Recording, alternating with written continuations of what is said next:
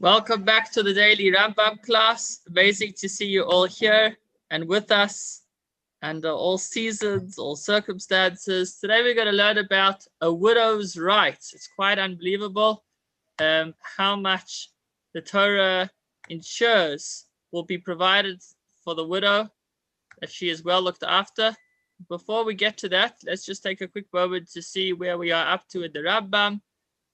We are in the 4th volume, Sefer Nashim, the laws of women. And in this 4th volume, there are 5 sections, the first being marriage. We are most of the way through because we are up to chapter 18. Next week, Thursday, please God, I will be concluding the laws of marriage.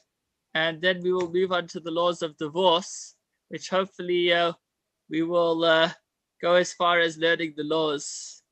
And in that way, perhaps if you consider like we've achieved that mitzvah just by learning about it, hopefully. Although, what's the mitzvah under those circumstances, pardon? What is the mitzvah associated with divorce? No, the mitzvah is for a man to divorce his wife. The mitzvah is only in certain circumstances. But certainly, there are in certain circumstances that's the right thing to do. We just hope that we will never reach those circumstances. But if those circumstances do happen, then that becomes a mitzvah. So there are some mitzvahs that we look to be able to do. There are mitzvah under individual, like to put on tefillin. And there's some mitzvahs that only apply under certain circumstances, like to put a fence around one's roof. One doesn't have to build a roof in order to put the fence on it. If you have a roof, you put on a fence. But there's so much to learn about as far as today's chapter, so let's get going. Maybe before we look at the text inside, we could just get a brief overview of what's in front of us. We're speaking about what the widow can receive from her deceased husband's estate, which means that she has precedence to these even over her stepsons, because it was her husband that passed away. So if her husband has not just children but from her, but even if her husband had other children, so before they would inherit their father's estate, she has first rights to the following. So she needs to be provided with sustenance, which is food, clothing, house utensils or cooking utensils, a place to live, obviously all in measure, as we'll learn more about. She needs to be given not just some dwelling in the worst of places, but to her standard of living. In fact, if a husband had a higher standard of living, then it needs to be to that of a husband. We'll speak about group budgeting. So I'll leave that for when we get there to halacha number 4. She needs to be given medical treatment. She does not need to be rescued by her stepsons. That's not part of their obligation. That's part of the obligation of the Jewish people. Only during her husband's lifetime does he have that right, but we'll get there. The cost of burial needs to come from her husband's estate, which means now her stepsons. That's pretty much her rights. And then we get into more details as far as how to handle the deceased property, if a person has multiple wives, a yavama, and then some questions or debates about how exactly she's remunerated. If there's question if a divorce actually took place before her husband died, and added sums to the ksuba. So that's what's in front of us. Now let's go through them one by one. So please God, in the next few minutes, we will know this section of the Torah as well. Halacha 1, Aleph. A widow is entitled to receive support from the estate inherited by her husband's heirs as long as she remains a widow, meaning unless she gets remarried, unless she collects the money due her by virtue of her ksuva.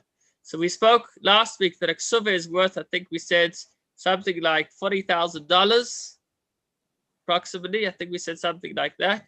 So as long as she hasn't yet collected a ksuva, then she still needs to be provided for from her late husband's estate.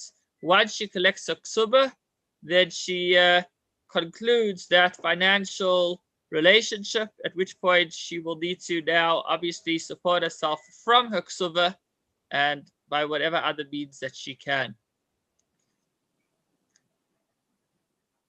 Similarly, if she sold the rights to her ksuba, gave them as a security for a loan, or made a ksuba an apoitiki for somebody else, meaning she told somebody that you could collect your debt from my ksuba in any scenario where she will no longer actually be paid her ksuba, even though the ksuba will need to be paid, but it won't go to her, it will go to someone else because of a financial arrangement she set up, then she's no longer entitled to receive her subsistence from their heirs.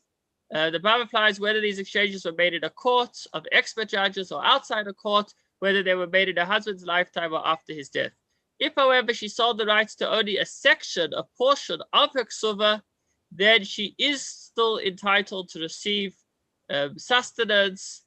When a widow becomes married, though, consecrated is the first stage of marriage, meaning once a widow remarries, then she forfeits any financial responsibilities aside from her ksuba from the inheritors of her deceased husband. So before she goes ahead and gets remarried, so I guess she'll still be able to collect her ksuba, but it makes a lot of sense.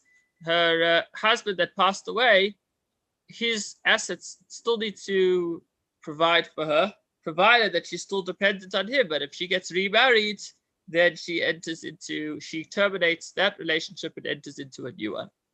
Now, it's not only sustenance that she needs to be given, not only food, but she also receives clothing, household utensils, and the right to continue living in her deceased husband's home as long as she doesn't remarry.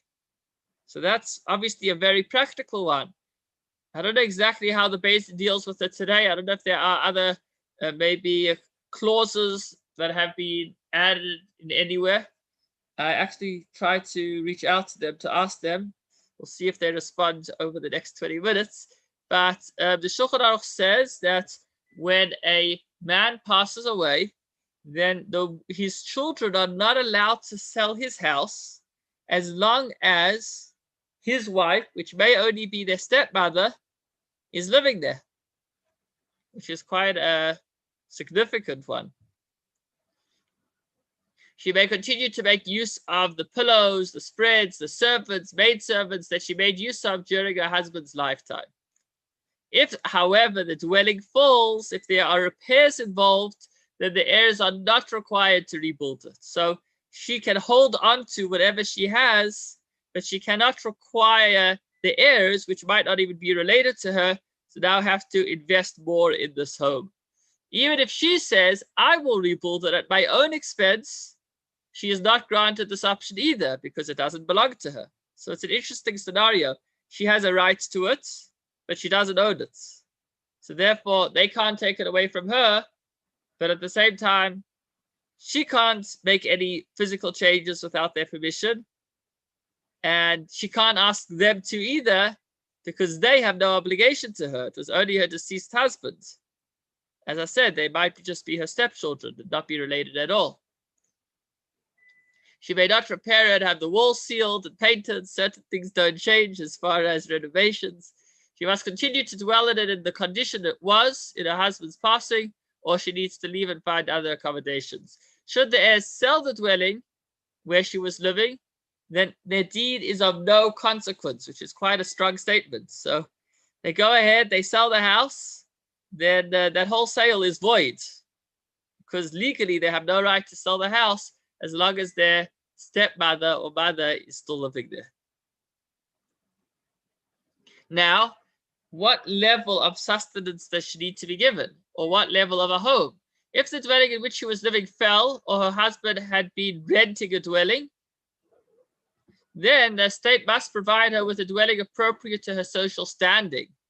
They can't just say, meaning that if her husband was renting, or the house, let's say, didn't belong to her husband, then the heirs of the husband need to provide her not just with a house, but a house of her standard of living. Obviously, provided that the estate has money for that. We're not saying the heirs need to pay out of pocket. We're talking about what she has rights to from her late husband's estate. Similarly, her substance and the wardrobe given her are granted according to her social standing, unless her husband's social standing is higher than hers. If his was higher than hers, then she is granted the above according to his social standing. For a woman's social standing ascends with her husband, but does not descend with her husband. So how's that for women's rights? We say that if she has a higher standard of social environment than her husband, that he needs to provide according to her. And if he has a higher one than hers, then it needs to be according to him. She goes up, but she doesn't go down. Group budgeting, quite an interesting one. The woman is given a sustenance as a member of the household at large. What is the intent of the latter term? If you have 5 people who would each require a cup of food, when they eat alone, if they live together, they're only going to need 4 cups. Okay, so quite simple. It's the difference if you're making an event between having the food on buffet or having it plated. If you plate the food, it's going to be more expensive. Why? I mean, you could also argue the other way because you limit how much people eat. But I don't know about catering, but the idea is that if 2 people join together in buying lunch, it will be cheaper than if they each buy lunch separately. So she needs to be provided for as one of the members of the household. She'll eat together with them. Therefore, if she says, I want to go back to my father's house, I don't want to come to your house, meaning my late husband's house, or to the children's house for lunch, then they don't need to provide her as much as she would need to buy a meal alone. They would only need to provide for her as much as how much her percentage of the cost would be when they're buying food together, unless she says that she's young and they are young. Remember, they're not even related to her directly because they're stepsons. So then it would be immodest if we hang out together. In such a scenario, they would have to provide for her not just as a percentage of the group, but as an individual. Any money remaining from funds granted for the support of a widow or from a wardrobe still belong to the heirs. If she has extra monies, if they say, okay, here is 1,000 rand, go to Woolworths and buy yourself clothing, and she gets whatever she needs and she still has 50 rand left over, she would have to return that to the heirs because the money doesn't belong to her. They only have an obligation to clothe her. Once she's clothed, any remaining money needs to be returned.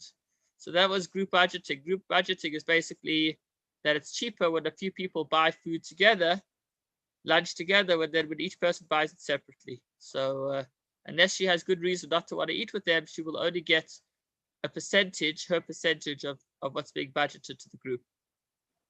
Medical treatment. If a widow becomes sick, so if she, it's quite an interesting one, if she requires medical treatment that is of an undefined nature, then it's considered like food and they need to keep giving her. So they need to pay her medical bills out of her late husband's estate. If, however, she requires medical treatment of a specific nature, then that would actually be deducted from a ksuva. So if it's ongoing, it's looked at just like food and they have to provide it. If it's a set amount, then it's like she's taking a specific amount out of the state, so that would be included in what she takes from a ksuva. If she's taken captive, the heirs are not required to redeem her. We're talking about paying big money, obviously. It's ransom. This applies even if she is a yavama, and it is a mitzvah for her late husband's brother to marry her. Indeed, when she is even when she was taken captive during her husband's lifetime, if he died, as long as he's alive, he would have to redeem her.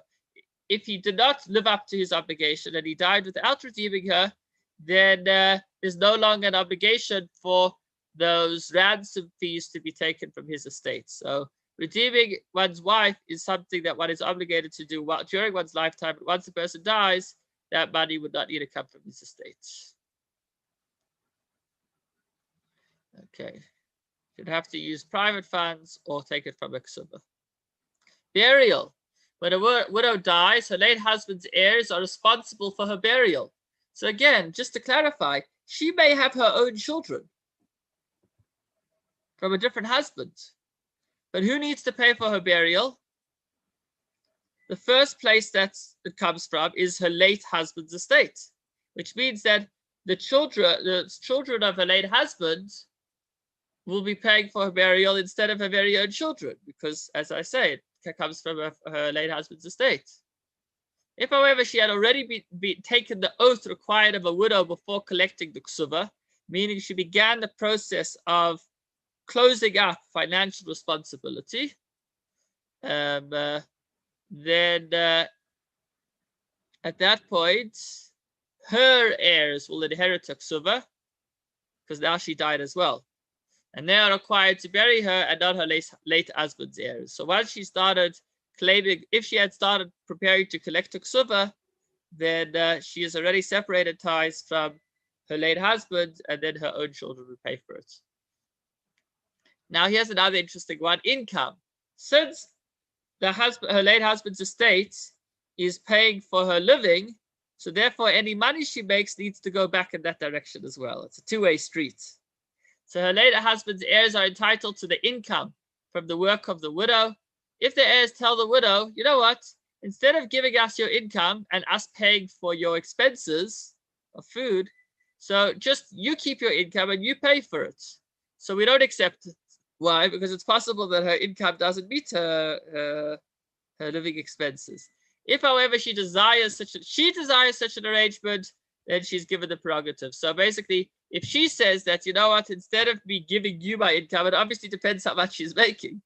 If she has the advantage, she has the prerogative. So if she's making a lot more money than she's spending, then she could tell them, you know what, let's cut ties now. I'll keep my income and I'll pay for myself. Here's another interesting one of her responsibility to them. Now that they're looking after her, she needs to look after them. All the household tasks that a wife performs on behalf of her husband, she should do for the heirs, with the exception of anything that's love-related, such as pouring drinks, making their beds, washing their face, hands, and feet. That obviously she would not need to do to the heirs, because that's something unique for a spousal relationship. An odorless article discovered by a widow and the benefit that accrues from the property that the woman brought to her husband's household are hers. That she doesn't need to give to the heirs. Number 9, the property that a woman brought to the household as her nedunya may be taken by the woman without her having to take an oath. Basically, property that she brought in, her own private property that she brought into the marriage, she could now take out without having to take any oath. The heirs to her husband's estate have no claim with regard to it, although while they were married, her husband is allowed to use it. Once she passes away, it's not the heirs, it's hers. Except if the nichsei tzod barzel have increased in value during her husband's lifetime, in which case the increase would go to the husband. So basically, when a woman brings in her own property, she could have 2 types of arrangements. One arrangement is that it is what it is. If it depreciates, then it depreciated. If it appreciates, it appreciates. But the item is the item. That's called nichsei belaik. Nichsei tzod barzel means that as she brings the property in, we assess it, and that's how much she needs to give back to her if they get divorced or if he dies. So in a scenario where they made an assessment and since then the property increased, so then she would need to pay the heirs the increase because that was the arrangement that she made when she brought it into the marriage. Okay, so this pretty much covered the basics. Now we're going to speak about how does she get paid? What about how do we handle the deceased's property? So a whole lot of different scenarios over the next 10 halachas. When a woman seizes movable property for her sustenance, so she basically, as her husband dies, she literally grabs as we'll see, a block of gold, and she puts it, she holds it, she takes it, and she says, okay, I'm gonna feed myself off this block of gold. So then she can hold on to it. The heirs cannot take it away from her. It makes no difference whether she took it during her husband's lifetime or after his death. Rather, it should be documented exactly what she seized so that we could keep track that obviously she's only taking from that block of gold as much as she needs and not anything else. Similarly, if she took possession of movable property during her husband's lifetime, not for her to eat off, not to provide for her sustenance, but rather to use it to pay up her ksuva, then she can do that. So if she grabbed that block of gold, she can now take that block of gold and pay herself out. But this second halacha, when it's not being used for her to live, to eat, but rather for her ksuva, so that only works if she grabbed it during her husband's lifetime. But once he already died, then she cannot grab her late husband's property to pay her ksuva off it. Rather, that all needs to go to the heirs, and then the basin will need to have the heirs pay up whatever they owe her for the ksuva. Number 12. So now what happens if it wasn't in her hands, but in the heirs' hands? So the Geonim ordained that a woman may collect her ksuva and every obligation due to her as a stipulation of a ksuva from the movable property in her husband's estate, not only from land, but also movable property.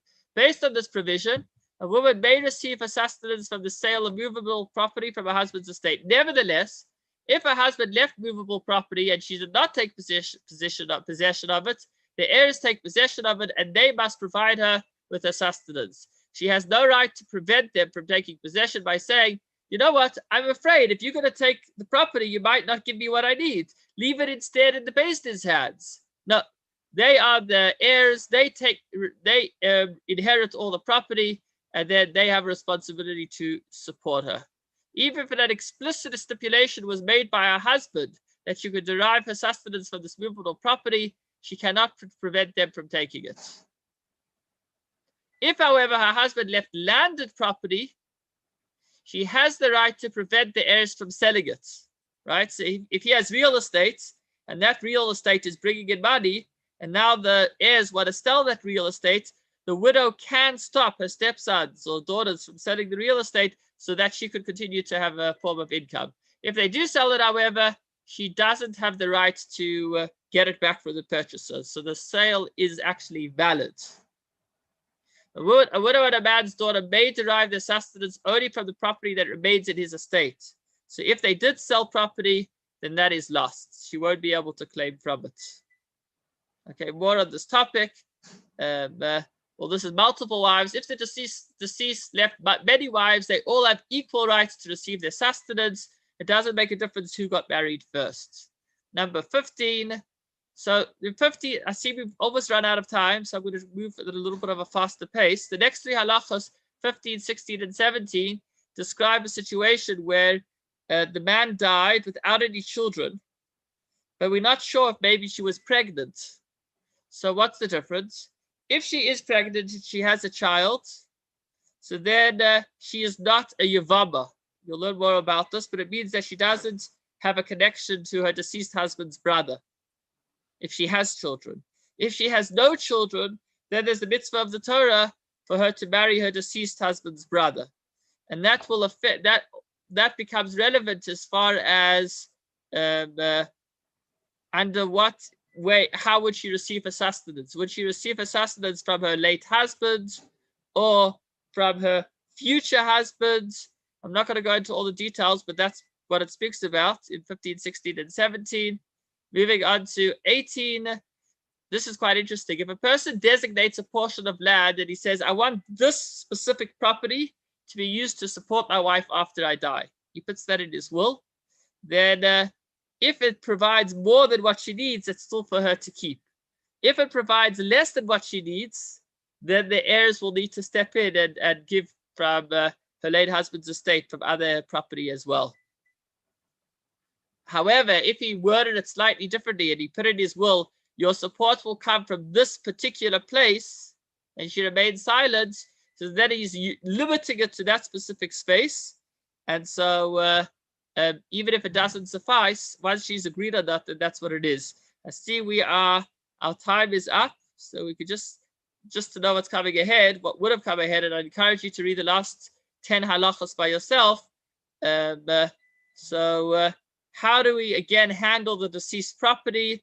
More about when she needs to take an oath and how property can be sold. So one of the scenarios it speaks about is if we need to sell property in order to provide for her. So how much property should be sold at a time?